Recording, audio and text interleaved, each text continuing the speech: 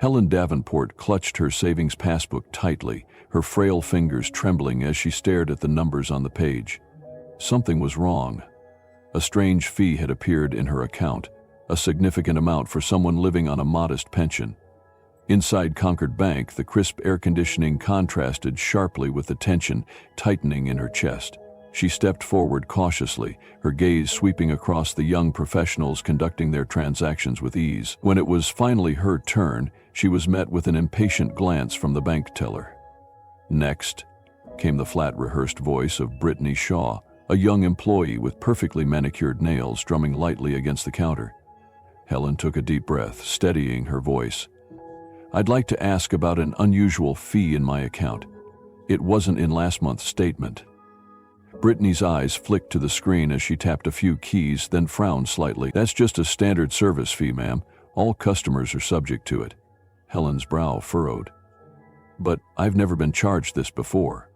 Brittany exhaled, her annoyance barely concealed. "Are you sure you didn't just forget? Or maybe someone else accessed your account?" A tightness gripped Helen's chest. She had always been meticulous about her finances. There was no way she had forgotten. But Brittany's dismissive tone made it clear she wasn't interested in helping. Across the room, a man in a sharp designer suit, Todd Murphy, the branch manager, observed the interaction with a critical gaze, and as Helen continued to insist on an explanation, the bank's patience began to wear thin. Helen Davenport's grip on her passbook tightened as she tried to keep her voice steady. "I'm certain this fee wasn't there before. Could you please check again?" Brittany Shaw sighed dramatically, rolling her eyes before turning back to her screen. She tapped a few keys, then shrugged. "Like I said, it's a standard service fee. It's in the system, so it must be correct." Helen opened her mouth to argue, but before she could get another word out, a smooth, authoritative voice cut through the conversation.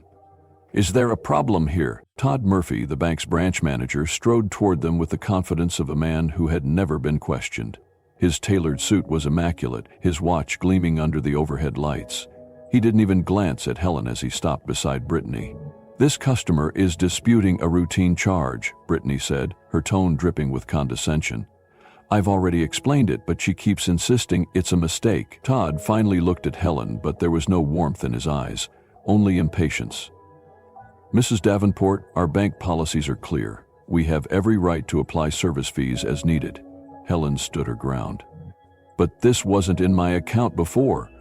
I've been banking here for over 20 years and I have never been charged this."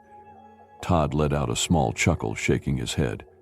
"Well, things change. Maybe it's time you kept up." A few customers nearby smirked, entertained by the scene. An older gentleman in a crisp suit gave a knowing look to his wife, while a younger man checked his phone, as if expecting this to escalate into something worth recording. Helen's face burned with humiliation, but she refused to back down. "I'd like to speak to someone higher up." Todd raised an eyebrow, then exchanged an amused glance with Brittany. "Higher up?" He let out a mocking laugh. "Mrs. Davenport, I am the highest authority in this branch. If you have a complaint, feel free to take it elsewhere." Brittany crossed her arms, her smirk growing. "Maybe you should just let it go, ma'am. It's just a small fee after all." Helen's fingers trembled as she clutched her purse. Small? It wasn't about the money. It was about the principle. Todd took a step closer, lowering his voice just enough to make his next words sting. "Look, I don't have all day to explain basic banking to you. If you can't manage your own finances, maybe it's time to ask someone else for help." The words hit like a slap. A soft gasp escaped from a young bank associate named Jake Porter, who had been watching from behind the counter. His face tensed. He had been taught that banking was about service, yet here he was, witnessing his own boss degrade an elderly customer. But he remained silent, trapped between his conscience and his job. Helen swallowed hard. "I just want to understand why—" Todd cut her off with a sharp wave of his hand. "Enough. Either accept the charge or close your account. Those are your options." The laughter from the watching customers grew louder. Brittany smirked. Jake looked away, ashamed, and then the glass doors of the bank swung open and a tall figure stepped inside. The atmosphere shifted instantly, the amused whispers dying down. The man removed his sunglasses, his expression calm yet unreadable. It was Keanu Reeves. and he had heard everything. Keanu Reeves stepped into the bank like any other customer, unassuming, quiet, blending into the flow of foot traffic. Dressed in a dark coat and jeans, he carried an air of effortless confidence, his hands tucked casually into his pockets. No one batted an eye. To the tellers and security guards, he was just another face in the crowd. But Keanu wasn't here by accident. He had been investigating this bank for weeks. His grandmother, a woman who had once been sharp and independent, had fallen victim to unexpected, unexplained charges on her account. The same bank, the same branch. At first, she had dismissed it as a mistake. Then the fees became more frequent, the numbers growing larger. When Keanu tried to help her get answers, he had been met with nothing but excuses, red tape, and hostility. Something wasn't right. Keanu suspected fraud, but he needed proof. And today he had returned, hoping to find something, anything, that would expose the truth. That's when he saw her. Helen, the elderly woman, stood at the counter, clutching her purse tightly. Her posture was rigid, her expression a mixture of disbelief and quiet humiliation. The bank manager, Todd Murphy, towered over her, his voice dripping with condescension. Behind him, the teller, Brittany, smirked, arms crossed. Keanu paused mid-step, his sharp eyes locking onto the scene. The déjà vu hit him like a punch to the gut. It was happening again. Helen wasn't just another customer. She was another victim, just like his grandmother. A slow exhale left his lips as his hands curled into fists. This wasn't a coincidence. This was a pattern, and today it was going to end. Keanu's approach, a different strategy. Instead of rushing in as the hero, Keanu decided to play the long game. Charging in with accusations would only make Todd defensive. He needed Todd to bury himself. So he did the unexpected. He stepped forward, but not toward Helen. Instead, he moved toward the next available teller, casually pulling out his wallet. He kept his posture relaxed, his tone neutral. "I'd like to make a withdrawal," he said smoothly, handing over his ID. The teller glanced at his name and did a double take. Her mouth parted slightly as recognition dawned, but Keanu gave a subtle shake of his head. Not now. He needed to stay under the radar. From his position, he could hear everything. Todd was still berating Helen, his voice carrying through the bank. "Mrs. Thompson, I don't have time for this. The system says the charges are valid. Maybe you should be more careful with your spending." Helen's voice trembled. "But I never authorized these deductions. I just need someone to explain." Todd cut her off with an exaggerated sigh. "Look, lady, you're wasting my time. If you can't manage your finances, that's not my problem." The cruelty in his voice was familiar. Too familiar. Keanu's jaw tightened. Then an idea struck him. A smarter way to handle this. A way to make Todd expose himself. The trap, getting Todd to confess? Keanu turned slightly, angling himself toward the confrontation. Then, with an air of nonchalance, he spoke, just loud enough for Todd to hear. "You know," Keanu mused, "he's got a point." Silence. Helen looked up, her face filled with betrayal. Todd, on the other hand, smirked. He turned to Keanu, sizing him up. "Glad to see someone in here gets it," he said, puffing out his chest. Keanu shrugged, feigning indifference. "I mean, come on. It's not like these old folks read the fine print, right?" Todd let out a chuckle. "Exactly." He threw his hands up, as if Keanu had just validated his entire business model. "You wouldn't believe how easy it is. They see a small charge here and there, they assume it's legit, they never question it." Keanu raised an eyebrow, encouraging him. "And if they do?" Todd laughed. "We drag them through so much paperwork and jargon that they give up." "It's genius, really." Brittany giggled behind him. "I told you, Todd, no one cares about these seniors. They're stuck in the past." Keanu gave an approving nod, as if impressed. Then, slowly, he reached into his pocket and pulled out his phone. Todd's grin faltered. Keanu turned the screen around. The entire conversation had been live streaming for the last 5 minutes. The color drained from Todd's face. His eyes darted around the room. Customers had pulled out their own phones, recording. Even some of the bank employees looked horrified. Todd's mouth opened and closed like a fish out of water. Keanu tilted his head. "You were saying?" Todd lunged for the phone. "Give me that." Keanu smoothly stepped back, slipping it into his pocket. Now, wouldn't want to add assault to your list of problems, would you? Helen's lips trembled, but this time it wasn't from fear. It was from awe. The bank was dead silent. Then, from the back of the room, someone clapped. Jake, the junior associate who had been silently witnessing every minute of the session. The silence inside Concord Bank was deafening. Todd Kensington stood frozen, his face a shade of ghostly white. Brittany Shaw, once smug and arrogant, now looked as if she wanted to disappear into the floor. The customers who had once ignored Helen Holloway now watched with silent satisfaction, their phones still recording, the weight of the moment settling in. Keanu Reeves remained calm, his gaze locked onto Todd like a predator to its prey. You were saying something about senior citizens being easy targets? Keanu's voice was almost too casual, but beneath it was an unmistakable edge. Todd opened his mouth, but no words came out. His mind raced, searching for a way out. Brittany, desperate to salvage herself, turned on her boss. Todd, I had no idea. I was just following orders. Save it! Jake Monroe cut in, stepping forward. His voice was steady, unwavering. I just pulled the records. There are dozens of elderly clients who've had fraudulent fees deducted from their accounts over the last 6 months. Todd's head snapped toward him. Jake, you don't understand. No, I finally do, Jake shot back. You knew exactly what you were doing. You thought no one would notice. He turned to Helen, his expression sincere.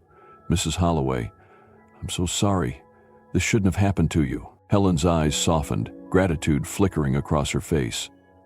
It wasn't just me, she said quietly. They did this to so many others.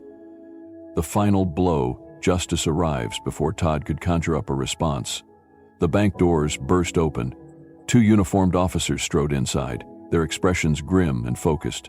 Behind them, a woman in a tailored suit followed, a representative from the Financial Crimes Division. Todd visibly paled.